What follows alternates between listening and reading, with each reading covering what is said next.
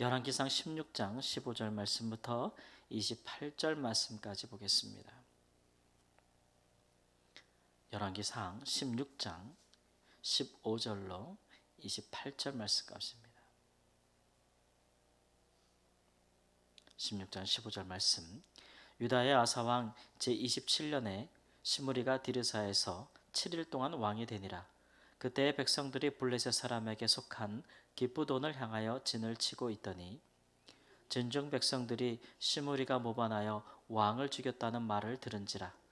그날에 이스라엘의 무리가 진에서 군대 지휘관 오므리를 이스라엘의 왕으로 삼음에 오므리가 이에 이스라엘의 무리를 거느리고 기브돈에서부터 올라와서 디르사를 애워쌌더라. 시므리가 성읍이 항납됨을 보고 왕궁 요새에 들어가서 왕궁에 불을 지르고 그 가운데서 죽었으니 이는 그가 여호와 보시기에 악을 행하여 범죄하였기 때문이니라. 그가 여로보암의 길로 행하며 그가 이스라엘에게 죄를 범하게 한 그 죄 중에 행하였더라. 시므리의 남은 행위와 그가 반역한 일은 이스라엘 왕 역대지략에 기록되지 아니하였느냐. 그때에 이스라엘 백성이 둘로 나뉘어 그 절반은 기낫의 아들 디브니를 따라 그를 왕으로 삼으려 하고 그 절반은 오므리를 따랐더니 오므리를 따른 백성이 기낫의 아들 디브니를 따른 백성을 이긴지라. 디브니가 죽음에 오므리가 왕이 되니라. 유다의 아사왕 제31년에 오므리가 이스라엘의 왕이 되어 12년 동안 왕위에 있으며 디르사에서 6년 동안 다스리니라. 그가 은 2달란트로 세멜에게서 사마리아를 산을 사고 그 산 위에 성읍을 건축하고 그 건축한 성읍 이름을 그 산 주인이었던 세멜의 이름을 따라 사마리아라 일컬었더라.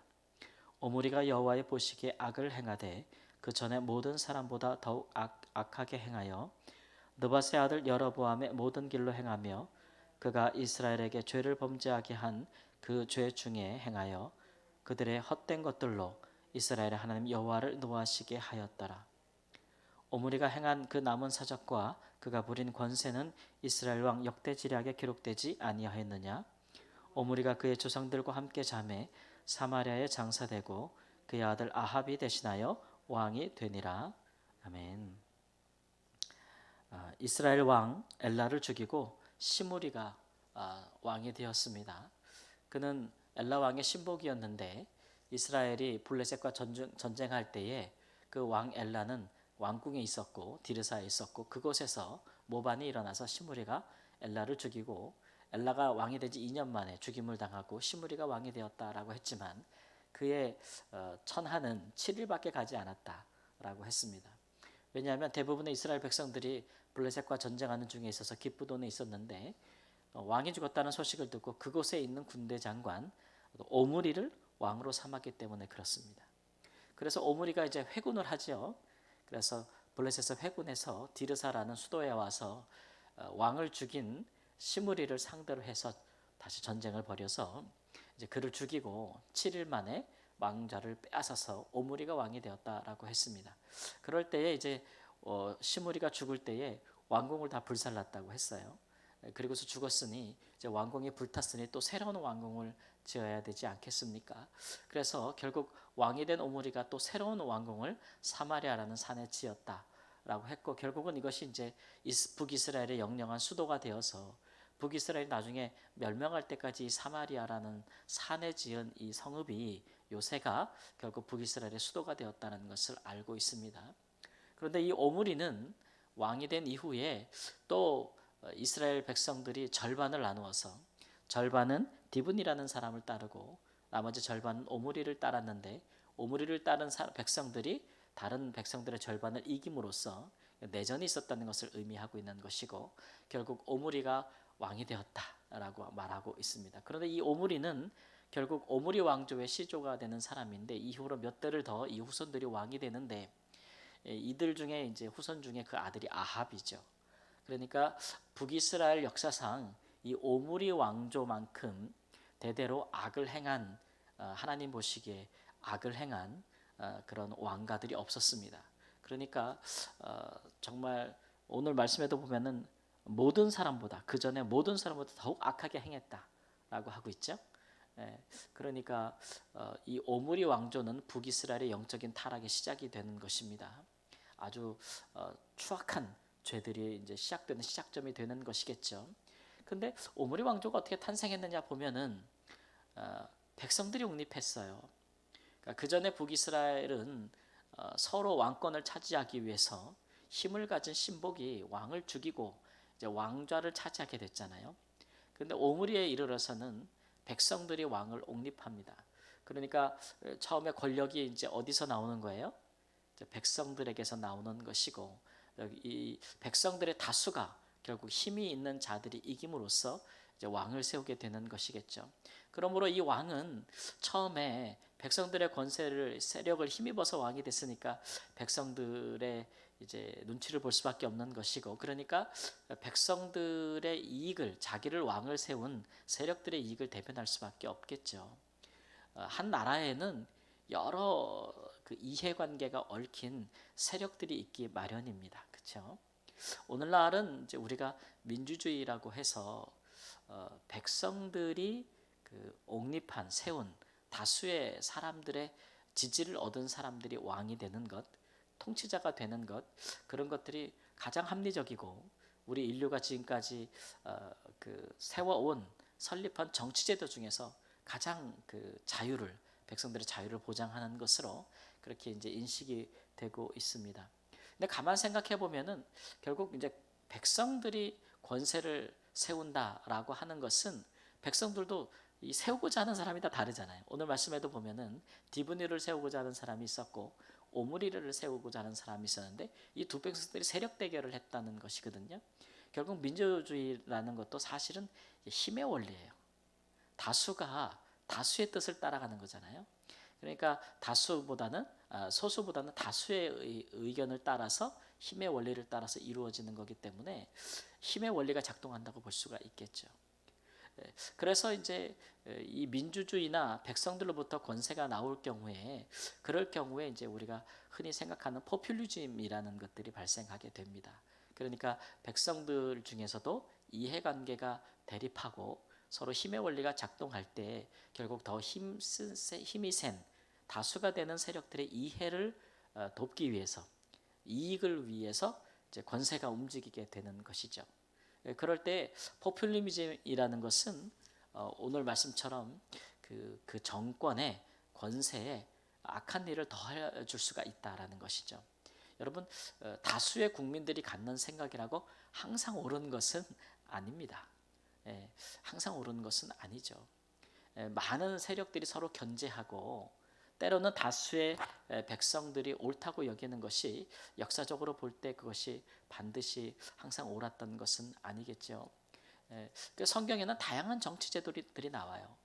그래서 왕이 그 대대로 그 왕위를 이어가는 그런 제도도 있고 또 이렇게 군사 쿠데타 같이 군인들이 모반해서 왕권을 세우기도 하고 오늘 말씀처럼 국민들이 이제 왕을 옹립하기도 하나 그렇다고 해서 그 왕권이 그 권세가 하나님 보시기에 더 의로웠다, 더 깨끗했다, 더 옳았다, 정의로웠다라고 볼 수는 없는 것이겠죠. 그래서 이런 것들을 보면 사실 모든 권세의 권력의 형태는 다양하고 또 이익관계의 또 이합집산 또는 세력들의 다툼 거기에서 이제 나는 것이겠지만 그러나 결국은 누가 권세를 잡든지 간에 그 권세가 어디서부터 났든지 간에 그 스스로 그 권력에서 어떤 도덕이라든지 윤리든지 공의라든지 정의라든지 이런 게 창출되지는 않는다는 거예요.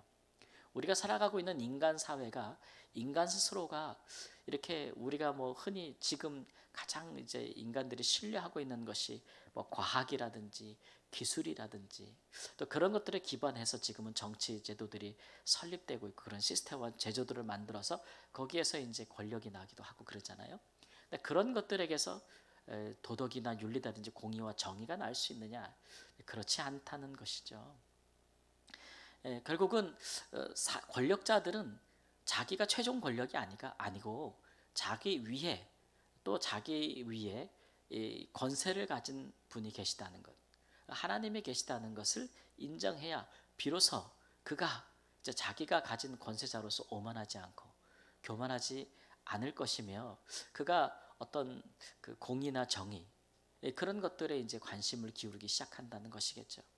그런 것들을 성경은 이제 우리가 이 열왕기상 역사를 통해서, 특별히 이스라엘 역사를 통해서 줄곧 얘기해주고 있는 것입니다. 개인이나 집단이나 다 그 권세를 가지고 있는 자들은 자기 위에 또 다른 권세가 있음을 인정하지 않는 한 그는 오만이 행할 것이고 그는 교만이 행할 것이고, 비록 오늘 말씀에서처럼 백성들의 지지를 받아 왕이 되었을지라도 결국은 이 오므리 왕조를 우리가 쭉 이렇게 역사를 살펴보면 결국은 다시 백성들을 학대하는 그런 권세가 되는 것이고, 또 그들이 다른 기존의 왕보다도 더 많은 악을 행하는 그런 왕조로서 세워지는 것을 볼 수가 있어요.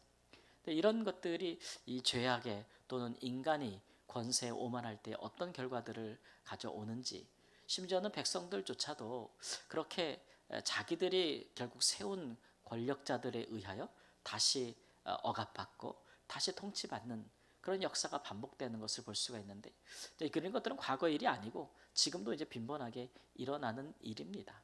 지금도 빈번하게 일어나는 일이죠. 우리가 이제 뭐 우크라이나 러시아 전쟁에서 보지만 지금 러시아의 푸틴 대통령이 지지도가 엄청납니다. 뭐 70%, 80%에 해당하는 러시아 국민들이 푸틴을 지지하지 않고 있지 않습니까? 그러나 이제 그런 지지도가 더에도 불구하고 결국 그분은 어떻든 전쟁을 통해서 그의 백성들을 이제 죽음의 사지로 몰아놓고 있잖아요. 그래서 많은 국민들이 강제로 동원돼서 전쟁터에 끌려가서 죽고 뭐 하고 있지만, 여전히 이제 많은 백성들은 그것이 자국의 이익을 대면한다고 생각하고, 우리가 이제 그런 많은 자원과 식량을 획득할 수 있는 땅을 차지한다면 우리 러시아가 더 부강해질 수 있을 것이다. 그래서 이런 정도의 희생은 감수해도 된다는 것이다. 우크라이나를 침략하는 이런 것들은 아무리 다른 세계들이, 다른 나라들이 이것이 국가 윤리에 맞지 않다, 침략 전쟁이라고 비난할지라도 상관하지 않겠다라고 하는 그런 자국의 강한 논리를 갖고 있는 것이겠죠. 오늘날 국제 정세가 돌아가는 것들을 보면은 다양한 정치 형태, 권력 형태들이 여전히 남아 있어요. 독재부터 해서 왕정제도부터 해서 민주주의까지 여러 제도들이 지금 이 시대에 있지만, 그러나 그 모든 그런 정치 제도가 다 결국 하나님을 인정하지 않는다면, 신의 권세를, 권력을 인정하지 않는다면 결국 그 모든 것들이 그 권력에 대한 다툼과 그런 이해관계의 대립 때문에 비도덕적인 일들이 자행되고 있는 것들을 멈출 수가 없다라는 것들을 성경에서 가르쳐주고 있는 것입니다. 그래서 이런 것들은 정치제도의 모습이 어떠했든지 간에 이런 하나님을 부정하고 우상을 숭배하고 또 도덕적으로 문란한 그런 문화들은 계속해서 더 시간이 지날수록 더 악한 권력과 악한 권세를 창출해 나간다라는 것을 볼 수가 있습니다. 남유다를 보면은 그래도 중간중간 하나님을 경외하는 왕들이 등장해서 이런 극도로 타락해지는, 더 악해지는 것들을 방지하고 다시 개혁함으로써 원래대로 돌아가고자 하는 그런 회복 운동이 일어나는 것을 볼 수가 있는데, 근데 북이스라엘에서는 그런 것들이 일어나지 않아요. 그러니까 더 악하고 그 다음 왕은 더 악하고 더 악하고, 이런 그 나선형으로 하강하는 굉장히 악한 권세들의 연속이라는 것을 볼 수가 있습니다.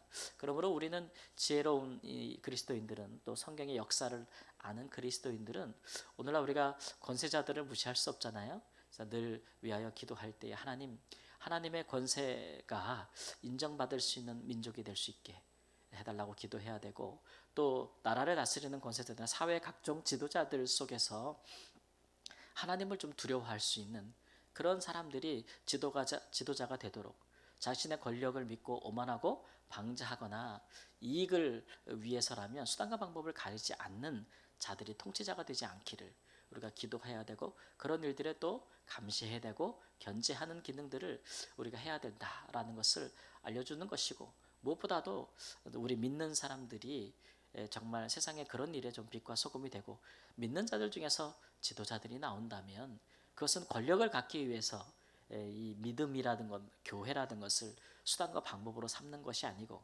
진짜 하나님 앞에서 겸허하게, 그렇게 겸손하게 그렇게 나라와 백성들을 위해서 하나님 말씀대로 통치하고자 하는 그런 내적인 강한 동기를 가지고 통치하는 자들이 이 땅 가운데 등장하기를, 나오기를 기도하는, 애쓰는 또 그런 사람들이 되는 그런 은혜가 있는 민족이 되기를 우리 주 예수님의 이름으로 축원합니다. 아멘. 주님, 세상 권세가 다양한 모습과 형태로서 권력자들이 등장하고, 하나님 그 권력자들이 자기 위에 하나님의 권세를 인정하지 않고 오만하고 방자할 때에 하나님 어떠한 악들이, 어떠한 불의가, 어떠한 하나님 추악한 죄악들과 문화들이 그 땅과 그 땅의 백성들을 더럽히게 되는지를 오늘 우리가 이스라엘 역사를 통해서 보게 됩니다. 하나님이여, 하나님이여, 이 땅 가운데 하나님의 백성들이 많아지고 하나님의 백성들이 참으로 하나님 땅 가운데 공의를 행하고 하나님 의를 행하고 하나님 공평을 행하는 백성들이 되어서 하나님 통치자들이 백성들의 눈치를 보든지 아니면 하나님을 두려워하든지 하나님 교회를 두려워하든지 참으로 그렇게 할 만한 하나님 시대적인 양심과 빛이 될 수 있는 우리 교회가 될 수 있도록 하나님 인도하여 주시옵소서. 이 땅 가운데 많은 지도자들이 앞으로도 나오고 사회 곳곳에도 리더들이 세워질 터인데 하나님 아버지여, 참으로 오만하고 방제하지 아니한, 권력에 취하지 아니한, 참으로 섬김 받으려 하지 않고 섬기려 하는 그런 지도자들이 세워질 수 있는, 하나님의 사람들이 세워질 수 있는 하나님이 택한 민족이 될 수 있도록 주여 저희를 축복해 주시옵시고 은혜를 베풀어 주시옵소서. 세계를 하나님 아버지 옳게 인도할 수 있는, 바르게 인도할 수 있는 지도자들, 하나님 크리스찬 지도자들이 나올 수 있도록 하나님 훈련되고 하나님 앞에서 그렇게 택함 받아 세워진 하나님의 귀한 일꾼들이 하나님 이때 이 시대에 하나님 지도자로 설 수 있는 은혜를 베풀어 주시기를 주 앞에 기도합니다.